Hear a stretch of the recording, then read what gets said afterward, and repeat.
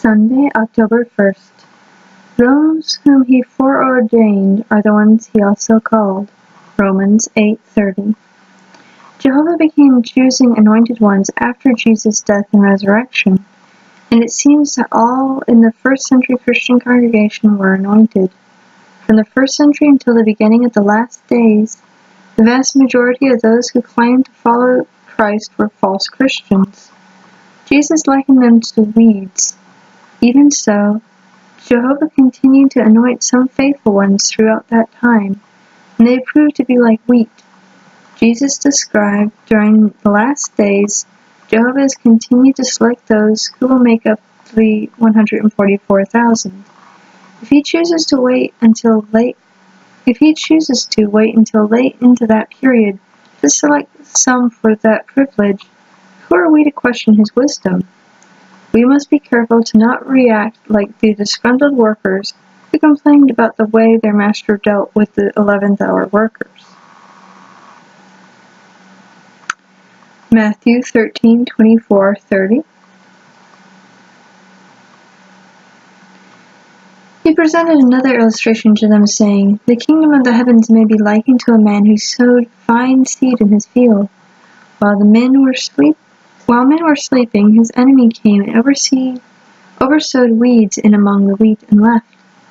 When the stalks sprouted and produced fruit, then the weeds also appeared. So the slaves of the master of the house came and said to him, 'Master, did you not sow fine seed in your field? How then does it have weeds?' He said to them, 'An enemy, a man did this.' The slaves said to him, 'Do you want us then to go out and collect them?' He said, 'No, for I fear that while collecting the weeds you uproot the wheat with them. Let both grow together until the harvest. And in the harvest season I will tell the reapers, first collect the weeds and bind them into bundles and burn them up. Then gather the wheat into my storehouses.'" Isaiah 45:9. Woe to the one who contends with his maker, for he is just as an earthenware fragment among the other earthenware fragments lying on the ground. Should the clay say to the potter, "What are you making?" Or should your work say, "He has no hands"? Daniel 4:35. The inhabitants of the earth are regarded as nothing, and he does according to his own will among the army of the heavens and the inhabitants of the earth, and there is no one who can hinder him or say to him, "What have you done?"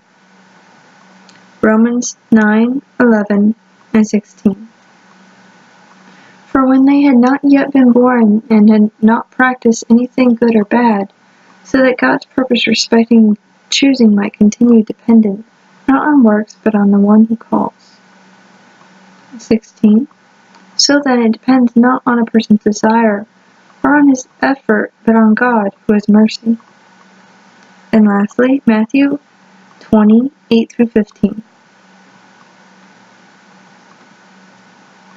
When evening came, the master of the vineyard said to his man in charge, "Call the workers and pay them their wages, starting with the last and ending with the first." When the 11th hour men came, each received a denarius. So when the first came, they assumed that they would receive more. But they too were paid on the rate of a denarius. On receiving it, they began to complain against the master of the house, and said, "These last men put in 1 hour's work. Still you made them equal to us, who bore the burden of the day and the burning heat." But he said in reply to one of them, "Fellow, I do you no wrong. You agreed with me for a denarius, did you not? Take what is yours and go. I want to give to this last one the same as you. Do I not have the right to do what I want with my own things? Or sure I am envious because I am good?"